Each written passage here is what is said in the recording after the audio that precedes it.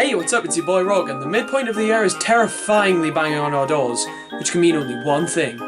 It's E3 season! E3 is one of my favourite parts of any year, so to say I'm excited would be a massive understatement. Let's check the schedule. Fuck. Well, that's done. But Nintendo's basically the only reason I watch E3, and all of their events are digital anyway. Let's see when they're gonna stream their...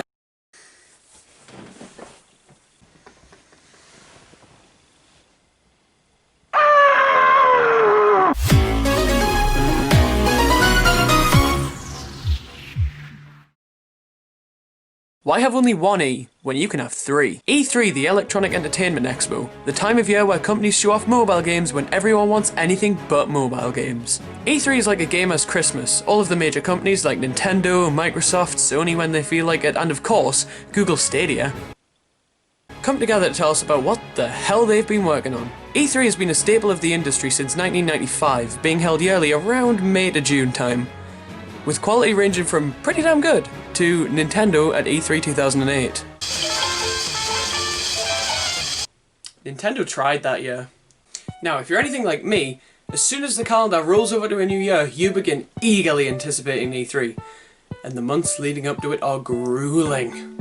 This has been my reality since January, so needless to say, when I caught wind of its cancellation in early March, I was distraught. And now that we're in June, well, I feel kind of empty without it. So how's about we indulge in a smidge of denial and discuss E3 2020? Or rather what we could have potentially seen at the show based upon rumours, general speculation, and my own theories and expectations. Now, allow me to make this abundantly clear. I'm only going to discuss Nintendo, as to be perfectly honest, it's the only company that regularly attends E3 that I'm actually qualified to talk about. Nintendo is my favourite company hands down, and of the big three, they're the only one that I've consistently spat money at. I own an Xbox One. That's about all there is to say about that. And Sony already stated that they wouldn't be at E3 2020 anyway, so Nintendo it is! Before I get into this, let me smack you in the face with a preface. Any and all of what I say could still happen. Hell, some of it's a borderline inevitability. I'm mostly just speculating about what would have been in the Nintendo E3 Direct, rather than what Nintendo is going to announce and when.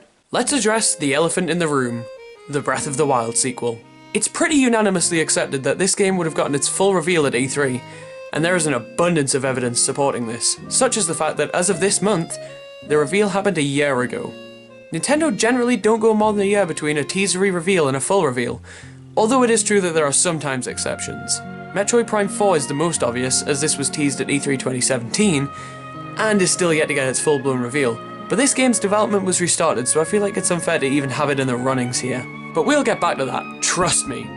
The main point I'm trying to illustrate here is that it's about time for a full reveal of Breath of the Wild 2, or whatever the name ends up being. I won't discuss gameplay specifics because, remember, Zelda Virgin. The fuck? But I will discuss the release window. There are two prevailing ideas in the community, so let's tackle each one. Many, including myself, believe that this game could be the holiday game for this year, meaning it would release any time beyond November. Looking at Nintendo's schedule will not only make you fucking cry, but it'll make you realise that there is nothing beyond Paper Mario in July that we know of so far. Now granted, Nintendo could theoretically announce a game in June to have it released for the holiday, and trust me, we'll really get into that later. But even if that did happen, I still think Breath of the Wild 2 is a pretty likely holiday title. Flipping the coin, however, it's also entirely possible that the game won't be ready for holiday, for one main reason, being the reason we're here right now. The world's fucking dying. Nintendo have outright stated that they are experiencing difficulties regarding game development due to having to work from home, and depending on how far the game was in development, it might simply not be able to hit the holiday spot, instead releasing in 2021 when the world has returned to relative normality. I'd be willing to argue that the game seemed pretty far in development when we saw it. They had a pretty solid idea of the story and concept, and they already had the engine and a boatload of assets. But I will absolutely admit that I could just be incorrect. Either way, I'm confident that we would have found out the release window of the game in the E3 Direct, and we would finally know the name of the game because I am so goddamn tired of speculating. Breath of the Void? Breath of Darkness? Breath of fresh air when we fucking find out. Now it's time to tackle my least favourite things regarding E3. The rumours. Let's start smaller. Recently some sources have been fucking adamant that Pikmin 3 is coming to the Switch. As someone who played his first Pikmin game a month ago, I'd love this. But as someone who's been observing the Pikmin community for a while, I would hate this. This contradiction comes courtesy of a certain devilishly handsome evil genius, Mr. Miyamoto. I'll keep this tangent brief, but Shiggy has been talking about Pikmin 4 for years now, even being as bold as saying that it's nearly done.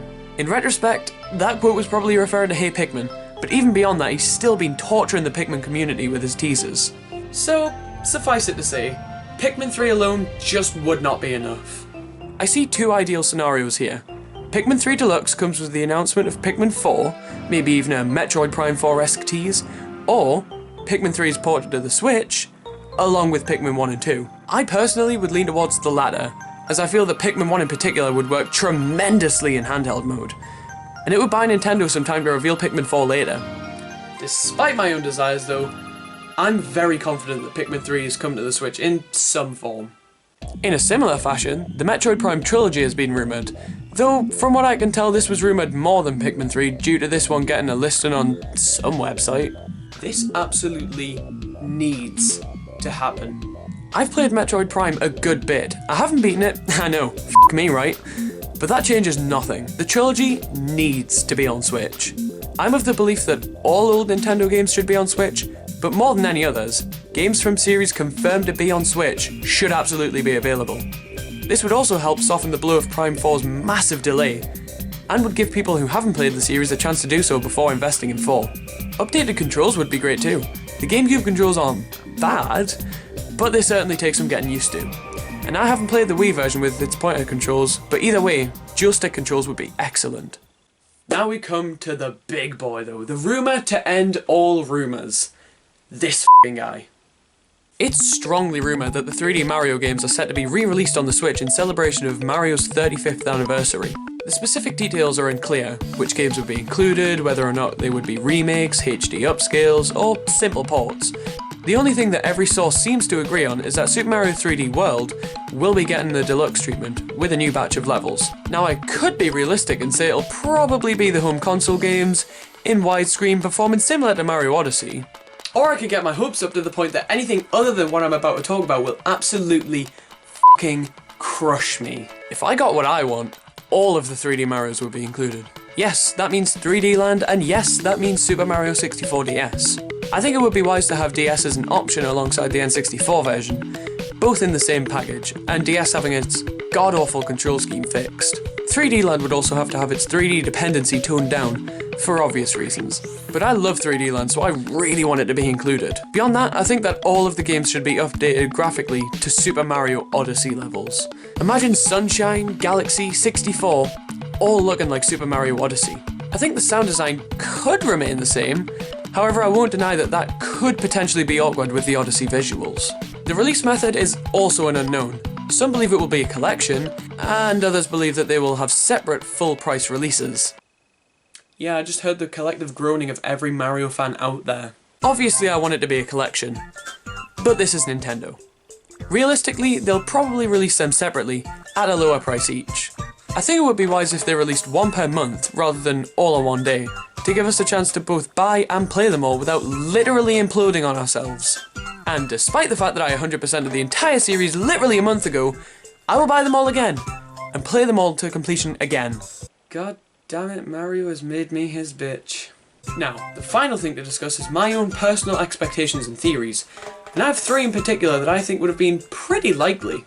If Paper Mario the Origami King wasn't intended to be in the E3 Direct, and was always supposed to be revealed when it was, which isn't super likely I'll admit, but still, I think it's reasonable to expect more coverage on the game. And this would have been the most controversial part of the Direct, because anything related to modern Paper Mario is controversial. As I stated in my reveal discussion, I'm looking forward to the game, and think it looks like a step in the right direction for the series, and as such, I'm anticipating the reveal of more traditional Paper Mario features. I'm finally qualified to talk about this! I think partners in a connected world will be in the game, and would have been revealed at E3. Both of these things have already been hinted at, but I want to see it go all out. Put the series closer to the greatness of the Thousand Year Door than ever before. I am never going to shut my shit about the fact that I own this game now. Next, I think it's about time we saw an update on Metroid Prime 4. This is probably my most out there piece of speculation yet. But hear me out. I'm by no means saying that I'm expecting a full reveal of the game. No. I'm thinking something more along the lines of the Breath of the Wild 2 2019 reveal. But less shown overall. It seems pretty likely that the project was handed to Retro Studios at the back end of 2018, but I wouldn't be surprised if Retro did a decent amount of work on it before then in order to win the project from whoever had it before them, which is supported by the lack of retro games in the past decade. If my theory is correct, then the game could have been in development for 2 years at this point, and I think it would be nice to see a renewed tease. I'm probably f***ing wrong though. And finally, Super Mario Odyssey 2. Have I made it clear that I want this game yet? I think in tandem with the remasters announcement, a reveal of Super Mario Odyssey 2 would be a perfect way to celebrate Mario's 35th anniversary. Now I've already spat out a shitload of my ideas for the game, so I don't think I need to elaborate any further than f***ing give me it, Nintendo! This would probably be the one more thing, and if Breath of the whatever the f*** doesn't make the holiday slot, then I think this game will. Well, here we are, back to reality, where probably none of this will happen. At least not all in one go. I have faith that Nintendo will deliver the goods in terms of big announcements in some form. God, I really have no idea how I'm managing to stay so positive, especially when E3 has the same definition as Chibi Robo and F-Zero. Yeah, that would do it.